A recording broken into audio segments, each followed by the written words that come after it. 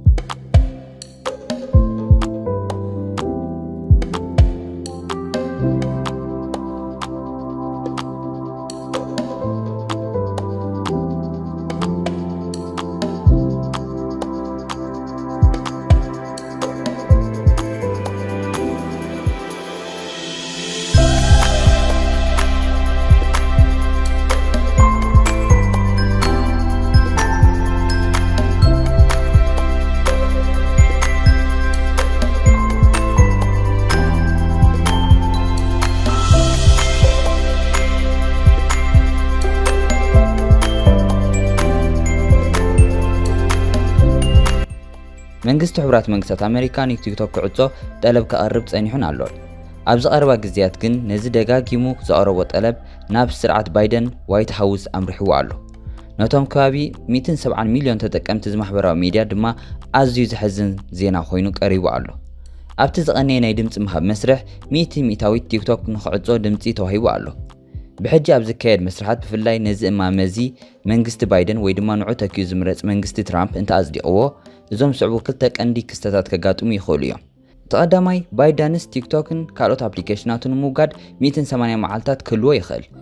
ካልኣይ እቲ እማመ ፈጻሚ ኣካል ብናይ ወጻኢ ተጻባኢ ዝውነኑ ኣፕሊኬሽናት ንኸይኣቱ ስልጣን ዝህብ ቀይዲ በትኽ ሕጋዊ መስርሕ ክፈጥር ይኽእል እዩ። መንግስቲ ባይደን ነዚ እማመ ክፍርመሉ ከም ዝኽእል ምስ እተዛረቡ ኣተኣሳሲርካ ምዕጻው ናይ ቲክቶክ ዝኾነ ሓድሽ ማዕባለ እንተዘያጋጢሙ ክገሃድ ከም ዝኽእል ብቐሊሉ ክትግንዘብ የረዳእካ። ንኣብነት ኣቦ ወንበር ሪፐብሊካን ናይ ባይቶ ወከልቲ ህዝቢ ኮይኑ ዝተመርጸ ማይክ ግላገር ንኮሙኒስት ፓርቲ ቻይና ከም ቀንዲ ጸገሙ ምስ ቲክቶክ ኣጉሊሑ ዘረጋግጽ መግለጺ ሂቡ ይርከብ። እዚ መልእኽተይ ንቲክቶክ እዩ። ካብ ቻይናዊ ኮሙኒስት ፓርቲ ተነጸል ወይ ድማ ምስ ኣሜሪካውያን ተጠቀምትኻ ተፈላለ። እቲ ቀንዲ ተጸባ ኣሜሪካ ኣብ ኣሜሪካ ዓብላሊ መድረኽ ሚድያ ዝቋጻጸር መሰል ናይ ንግዲ የብሉን። ብተወሳኺ ናይዚ ሓደ ካብ ነዚ እማመ ዘቕረቡ ወኪል ሪፐብሊካን ዝኾነ ራጃ ክሪሽናሞርቲ ኣብ ዝቐረበ እዋን ኣብ ዝተኻየደ መስርሕ ፍርዲ ዝያዳ ዝሰፍሐ ኣረኣእያ ነይርዎ። ኣብ ውሽጢ ቻይና ዝርከቡ ሳይንቲስት ኣብ ቴክኖሎጂ ምንባብ ኣእምሮ ይሰርሑ ከም ዘለዉ ዝገልጽ ኣባህላታት ጠቒሱ ብገለ ጸብጸባት ሰበስልጣን ኮሙኒስት ፓርቲ ቻይና ነቲ ሰልፊ እሙናት ኮይኖም ንኽቕጽሉ ንምርጋጽ ንኣእምሮ ወዲሰብ ክምርምር ዝኽእል ሶፍትዌር ምምሃዝ እዩ። ነዚ ነገር ዝኽሰርሖ ኣይትኽእልን ኢኻ። ሲሲፒ ማለት ኮሙኒስት ፓርቲ ናይ ቻይና ግን ኣብ ናይ ገዛእ ርእሱ ወታደራዊ ምፍታን ወይ ኣእምሮ ናይ ገዛእ ርእሱ ሰበስልጣን ምንባብ ጥራይ ዕጉብ ኣይኮነን። ስለዚ ድማ ካብ ኣሜሪካውያን ብዝሒ ጀነቲካዊ መረዳእታ ይእክቡ ኣለዉ።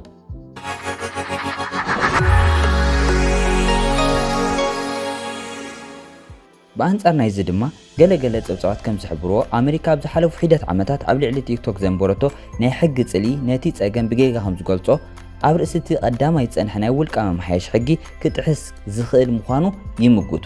ብመሰረት እዚ ቲክቶክ ምስ መንግስቲ ዓዲ ዘለዎ ርክብ ምስቲ ካብ ካልኦት ኣብ ኣሜሪካ ዝመደበሮም ዓበይቲ ማሕበራዊ መራኸቢታት ከም ሜታን ጎጉልን ዝኣመሰሉ ናይ ቴክኖሎጂ ኩባንያታት ክርክቡ ክነጻጸር እንከሎ ካብ ንብሮ ወጻኢ ኣይኮነን። ካልእ ስክፍታ ኣብ ሕቶ ዘእቱ ቴክኖሎጂካዊ ፍልጠት ናይቶም ብዕድመ ዝደፉ ኣገልገልቲ መንግስቲ ኣሜሪካ እዩ።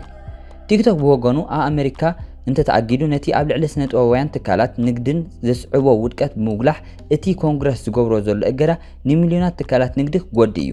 ኣብ መላእ ሃገር ንዝርከቡ ማዕልያ ዘይብሎም ፈጠርቲ መንብሮ እውን ክዕንዎም እዩ። ስነ-ጥበባውያን ድማ ምስ ተዓዘብቶም ክፈላልዮም ይኽእል እዩ። ጠበቓታት ቲክቶክ ትሑዛት ኮይኖም ከም ዘለዉ ዘጠራጥር ኣይኮነን። ድሮ ብዙሕ ተመሳሳሊ እገዳታት ርእዮም ኣለዉ። ህንዲ ኣብ 2020 ሙሉእ እገዳ ቲክቶክ ከም ዘለዓለ ኣብነት ኮይኑ የገልግል። ከፊላዊ እገዳታት ዝያዳ ልሙድ ኮይኑ ብዙሓት መንግስታት ትካላትን ኣብ መላእ ዓለም ንሰራሕተኛታቶም ብፍላይ ነቲ ኣብ ከይጥቀሙ ይኽልክሉ ኣለዉ። እዚ ንሆላንድ፣ ዓባይ ብሪጣንያ፣ ኒውዚላንድ ከምኡውን ሕብረት ኤውሮጳን ኔቶን ኣብ ውሽጢ ኣሜሪካ ዝርከባ ብዙሓት ውልቀ ትካላትን የጠቓልል። ኣብ ገለ ኣጋጣሚታት እዚ እገዳታት ናብ ካልኦት መዘናግዒ ኣፕሊኬሽናት እውን ይዝርጋሕ እዩ። ንኣብነት ፈረንሳ ንቲክቶክ፣ ትዊተር፣ ኢንስታግራም ዋላ ንካንዲ ክራሽ ካብ መንግስታዊ መሳርሒታታ ኣጊዳቶ ኣላ።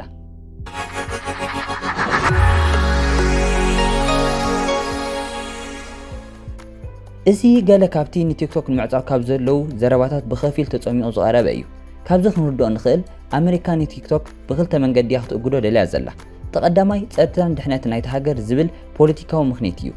እዚ ከም መቐፀልታ ነቲ ፍርያት ናይ ቻይና ካብ ጥቕሚ ወፃኢ ንምግባር ካብ ትጥቀመሉ ቀንዲ መሳርሒ እኳ እንተኾነ ኣብዚ ግዜ እዚ ግን ፖለቲካ ናይ ሓንቲ ሃገር ብፍላይ ኣብ ግዜ መንግስታዊ ምርጫን ካልእ ዓብዪ ናይ ፖለቲካዊ ንጥፈታትን ማሕበራዊ መራኸቢ ዘይነዓቕ ኣበርክቶ ክፃወት ፀኒሑን ኣሎን።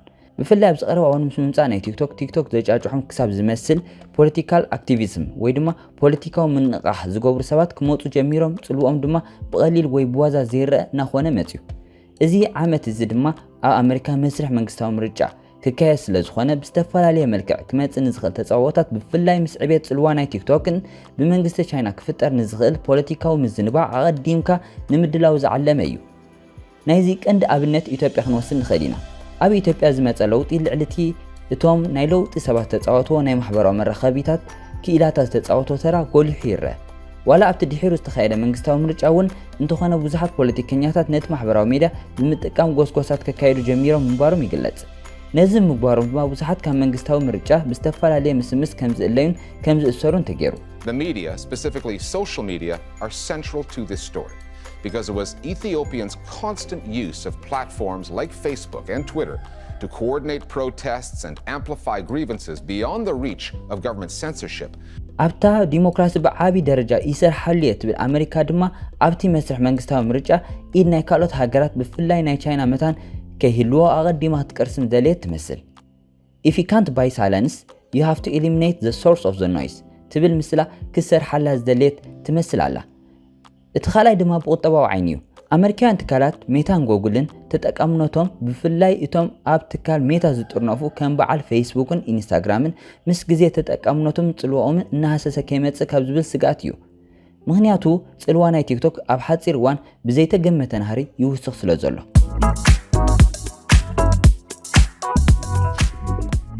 ብኣንጻር ናይዚ ክሪኦ ከለና ከዓ ቲክቶክ ከጸገማት ወይ ድማ ጉድለታት ኣለዎ ዶ ዝብል ሕቶ ከነልዕል ግድነት እዩ። ብርግጽ ኣለዎ።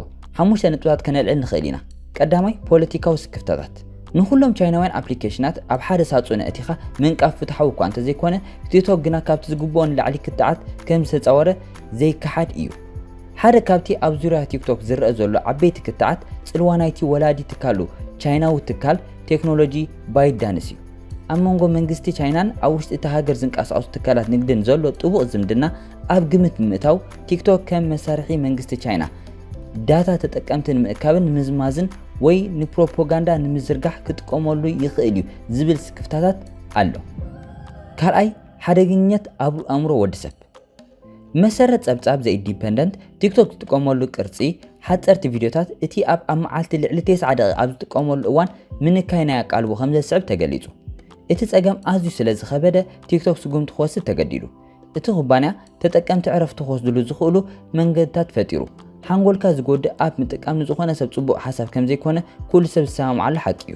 እቲ ጉዳይ ብፍላይ ምስ ዲሞግራፊ ተጠቀምቲ ቲክቶክ እንተኣተኣሳሲርናዮ መሰረት ዋላ ሮሜዳ ዝተሓትመ ስታቲስቲክስ ቲክቶክ ልዕሊ 60% ተጠቀምቲ ጀነራል ዜሮስ ኮይኖም እዚ ድማ ኣብ መንጎ 11 ክሳብ 26 ዓመት ዝዕድሚኦም ይገብሮም።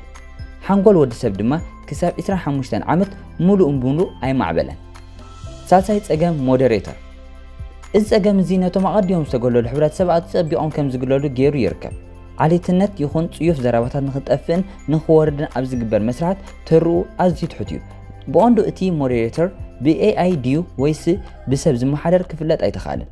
በዚ ድማ ኣብ ቲክቶክ ዝዝርግሑ ቪድዮታት ኣዝዮም እናኸፍኡን ኣብ ገሊኡ እዋን ክሳብ ንኻልኦት ሰባት ኣእምሮዊ ውድቀት ከስዕብ ዝኽእል ትሕዝቶታት ዘለዎም ቪድዮታት ክዝርግሑ ጀሚሮም ይርከቡ። ራብዓይ ሓደገኛት ናይ ቲክቶክ ቻሌንጅ። ኣብዚ ዓለምና ክግበር ዘይክእሉን ዘይግብኦም ነገራት እናበዝሓ ኣብ ዝኸደሉ ዘሎ እዋን ቲክቶክ ቻሌንጅ ምባል ብዙሓት ቲክቶከራት ዘየድሊ ዕንወትን ሞትን ይኸትሉ ኣለዉ። ሓምሻይ ምግሃስ ብሕታዊ ትሕዝቶታት ወይ ፕራይቬሲ። ቲክቶክ ኣብ ትጥቀመሉ ግዜ ብዙሕ ነገራት እዩ ዝሓተካ ንሱ እንተዘይተቐቢልካዮ ብቐሊሉ ተጠቃሚ ክትኮን የጸግም እዩ ዋላ እውን ቴክስት ናብ ዕሩቕታ ጽሒፍካ እንተዘይሰዲድካያ እንታይ ጽሒፍካ ከም ዘለኻ ክፈልጥ ይኽእል እዩ